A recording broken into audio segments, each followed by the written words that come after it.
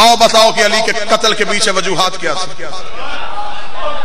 अंधा कत्ल हो जाना जी, कहीं अंधा कत्ल, चौक चौराहे में कत्ल हो जाए, कातिल का सुराग न मिलता हो। सबसे पहला सवाल हर इंसान के जहन में आएगा कि जो मारा गया है ना, पता करवाओ इसकी दुश्मनी किस किस से थी।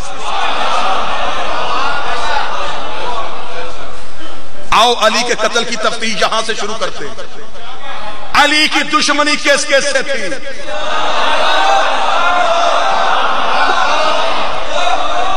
मजलिस में पढ़ चुका, नारे में लगवा चुका, दाद में ले चुका। जो एक खतीब की भूख होती है वो मेरी पूरी हो गई।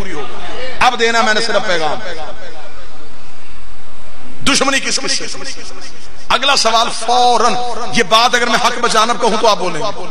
हर एक इंसान के जहन में सवाल ये आता है कि कत्ल होने से पहले इसकी आखिरी लड़ाई किससे हुई?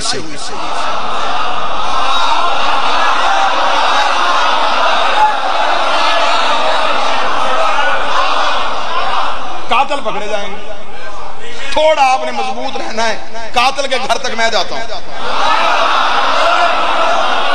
ये हाथ होगा कातिल के गिरबान पर। इंतकाम तो तब लेंगे ना जब मेरा 12वां आएगा, फिर तो कब्रों से निकाल निकाल के पूछेंगे।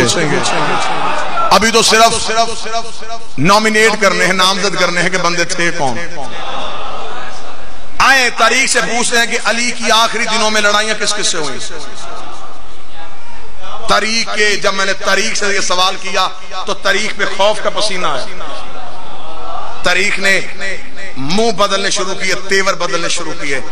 ना ढूंढ अली के कातिल, क्योंकि अली की आखिरी लड़ाइयां काफरों से नहीं हुई।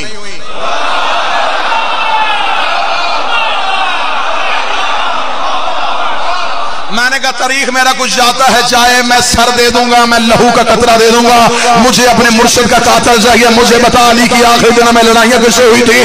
तारीख ने कहा फिर अगर तूने मेरे कलेजे में हाथ डाल ही लिया तो फिर सुन, अली की आखिरी जंग या सफीन में हुई थी या जमल में हुई थी। अब कातिल ढूंढना आसान हो गया। तेरी झोपड़ी चलती है तो चले, अली का कातिल या सफीन में है या फिर जमल में है।